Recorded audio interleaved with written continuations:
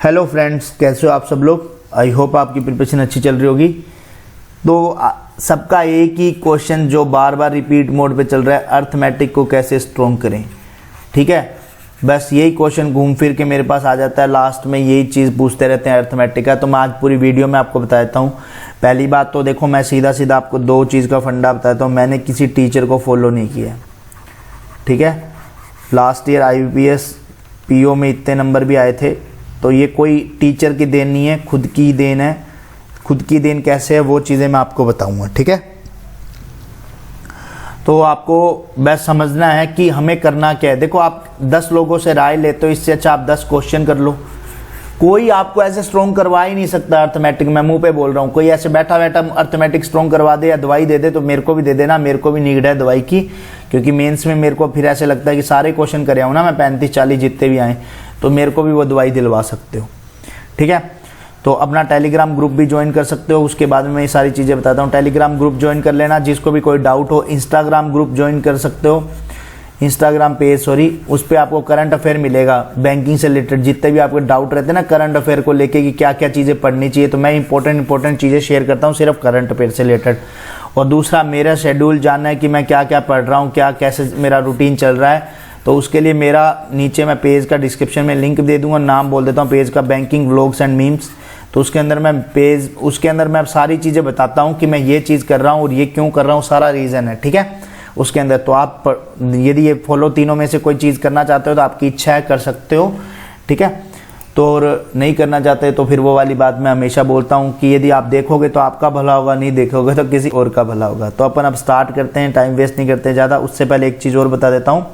Text book पे flash sale आ रखी है 24 आवर्स के लिए, जिसके अंदर आपको जो ईयरली पास है 499 वाला, वो 400 में मिलेगा। बस आपको कोड यूज़ करना है GKB, ठीक है। GKB कोड यूज़ करते ही आपको 100 रुपीज़ का इंस्टेंट ऑफ मिल जाएगा। और मैं नीचे डिस्क्रिप्शन में लिंक दे रहा हूँ, तो आप वहाँ से जाके परचेज कर लेना, ठीक है, जिस किसी को भी लेना हो टेक्स्ट बुक। तो अब अपन बात करते हैं यहाँ पे। अब जैसे देखो, अर्थमेटिक के लिए मैं आपको एक चीज़ बताता हूँ। बेसिक कॉन्सेप्ट है सीधा सीधा कि या तो आप NCERTs वाली बुक कर लो, ठीक है, 6 to 8 वाली, ठीक है। 9th-10th में वो सिलेंडर का आ जाता है, मतलब मिसलेनियस क्वेश्चन टाइप में आ जाते हैं।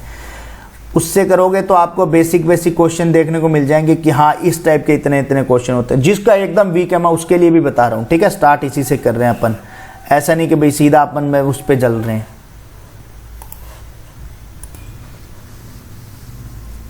बट आजकल ऑनलाइन का ज़माना है, तो मैं आपको दूसरी चीज़ बता देता हूँ ऑनलाइन का, कि आप YouTube पे जस्ट जाओ,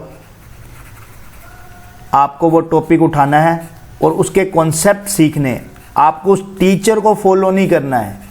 टीचर को फॉलो करोगे तो मैं आपको एक चीज़ बताता हूँ, आपका जो नेगेटिव पॉइंट आएगा वो यही आएगा उसके अंदर कि उन्होंने जो 40 क्वेश्चन करवाए हैं, ठीक है, वो तो आप 40 कर लोगे, बट एक भी क्वेश्चन अलग हुआ तो वो नहीं कर पाओगे। क्यों? क्योंकि आप कॉन्सेप्ट बिल्डअप के लिए नहीं पढ़ रहे हो उसको। आप अपने कॉन्सेप्ट बिल्डअप करो। जैसे लाइक फॉर एग्जांपल, जैसे बोट एंड स्ट्रीम है, ठीक है। पूरा बोट एंड स्ट्रीम 5 फॉर्मूलों पे चलता है। एक तो DST फॉर्मूले पे चलता है, ठीक है। एक चलता है बोट का, चलता है कि अपस्ट्रीम प्लस डाउनस्ट्रीम, पहले लिख रहे डाउनस्ट्रीम प्लस अपस्ट्रीम, ठीक है, बाई 2, ठीक है। करंट का चल गया डाउनस्ट्रीम माइनस अपस्ट्रीम बाई 2, ठीक है। उसके बाद में बोट करंट हो गया, उसके बाद में डाउनस्ट्रीम हो गया बोट प्लस करंट, ठीक है। अपस्ट्रीम हो गया बोट माइनस करंट। बस ये 4 के ऊपर और एक ये 5वां। इसके अलावा एक भी क्वेश्चन कोई भी, मैं कहता हूँ टीचर भी करवा रहा है ना तो वो गलत करवा रहा है बैंकिंग के हिसाब से, ठीक है। इसके अलावा एक भी क्वेश्चन में कुछ भी नहीं लगता है, बस इसी से ही क्वेश्चन आ जाता है, आंसर आता है। DST फॉर्मूला क्या होता है? डिस्टेंस सेम दे रखी होता है नीचे, ये बोट एंड स्ट्रीम का x plus Y plus D x minus Y, और यहाँ पे आवर्स दे रखे होते हैं, जो भी आवर दे रखे हैं, तो ऐसे करके इस क्वेश्चन को वैसे भी कर सकते हैं। तो इसके अलावा कोई भी कॉन्सेप्ट नहीं होते। तो आपको सबसे पहले कॉन्सेप्ट समझने हैं कि यार मेरा कहाँ पे वीक है, मैं किस चीज़ को नहीं समझ पा रहा। अब जैसे SI CI है, SI सब क्यों समझ लेते हैं? क्योंकि उसमें PRT/100 = SI, ठीक है।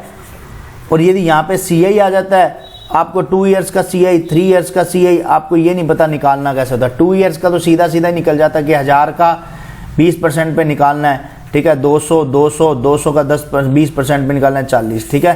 तो यदि मैं गलत भी निकाल दूं तो बस मैं जल्दबाजी में निकाल रहा हूं, बस बता रहा हूं, ठीक है। अब जो 3 ईयर्स का निकालना है 3:3:3:1 में निकलता है, ठीक है। 4 का निकाल 4:4 ऐसे करके 1 में। तो ये सारी चीज़ें आपको कॉन्सेप्ट बिल्डअप होंगे तभी। अब पता क्या होता है कि लोग 2-2 घंटे की वीडियो देखते रहेंगे, फिर उसके नोट्स बना लेंगे, फिर उसी नोट्स को रिवाइज करेंगे। आप जब तक खुद से ट्राई नहीं करोगे ना, मैं बता रहा हूँ आपका अर्थमेटिक स्ट्रॉन्ग होगा ही नहीं। और जब तक आप मॉक में इंप्लीमेंट नहीं करोगे, मैं बस ये इसीलिए बस ये यहाँ पे अब अपन थोड़ी देर का ही वीडियो है, मैं उसमें ये बताने वाला हूँ। जो लास्ट चीज़ बताऊँगा वो यही है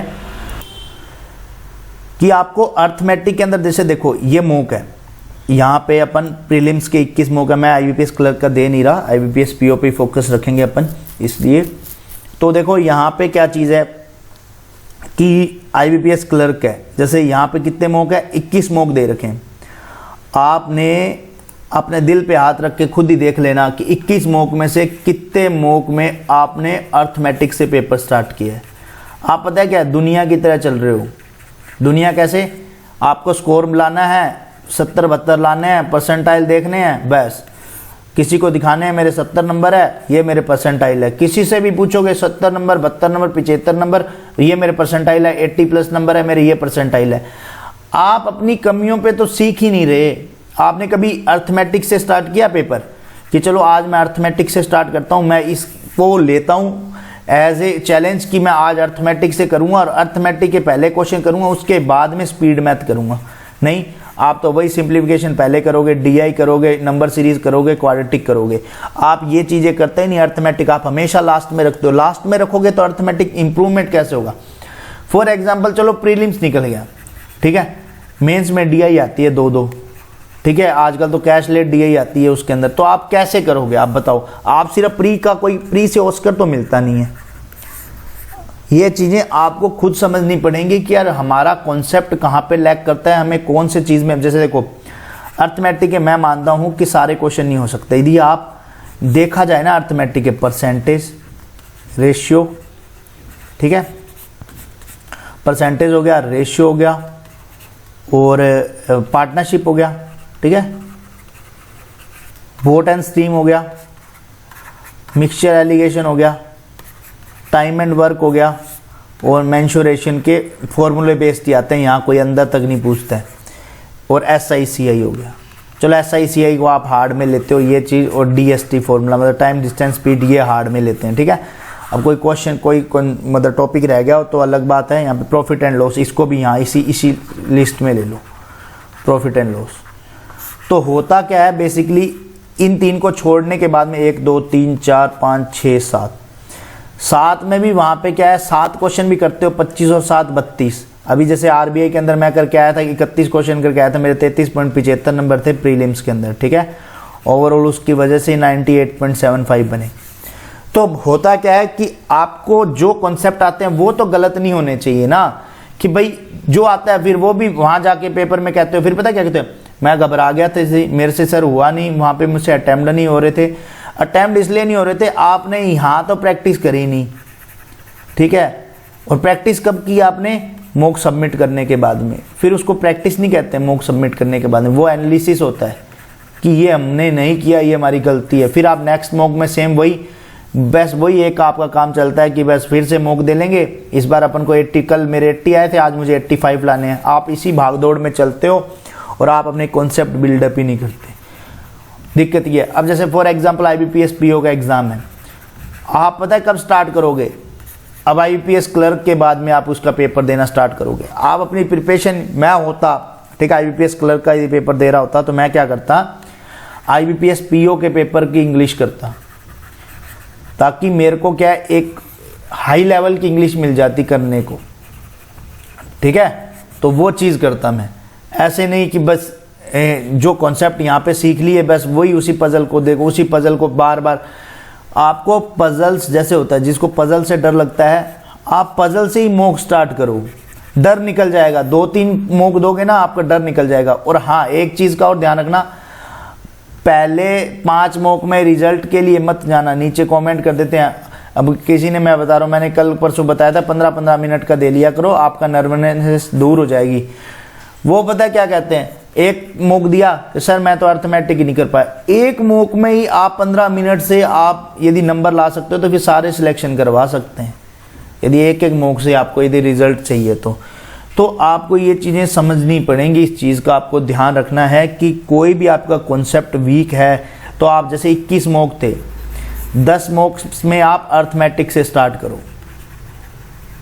मॉक होते कि इसके लिए आप अपनी गलतियां सीखने के लिए होते हैं। आप सेम जो चीज़ पेपर में सोल्व करना चाहते हो वही यहीं सोल्व करते हो, नंबर के पीछे भाग रहे हो, आप अपने कॉन्सेप्ट बिल्डअप नहीं करते। वहाँ पे जैसे लास्ट ईयर मैंने बताया था SBI के अंदर मुझसे एक भी DI नहीं बनी थी, SBI प्री के अंदर, SBI PO के अंदर, तो मैंने 10 के 10 अर्थमेटिक किए थे, तब जाके पेपर पास हुआ था।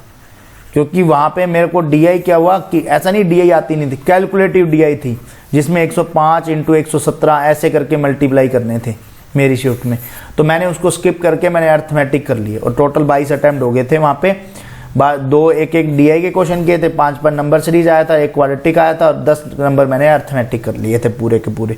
तो आपको बस ये चीज़ आपको अंदर से कहीं ना कहीं से बिल्डअप करनी पड़ेगी। आप ऐसे इधर उधर मत धक्के खाओ, रगड़ाओ, अपने आप को रगड़ो, जितना रगड़ोगे ना उतना ही फायदा होगा। पेन पेंसिल से जितने क्वेश्चन बना सकते हो कॉपी ले लो, बनाते रहो क्वेश्चन, बनाते रहो क्वेश्चन, बनाते रहो। एक ही चीज़ है, जितनी प्रैक्टिस करोगे उतना फायदा हो जाएगा।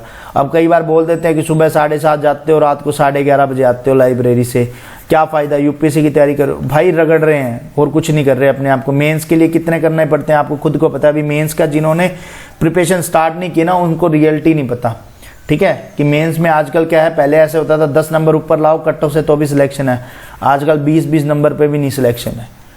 तो बस ये चीज़ें आपको समझनी है। मैंने जो आपको थोड़ा अवेयर करना था कर दिया, अर्थमेटिक कैसे सोल्व करते हैं वो बता दिया है, ठीक है।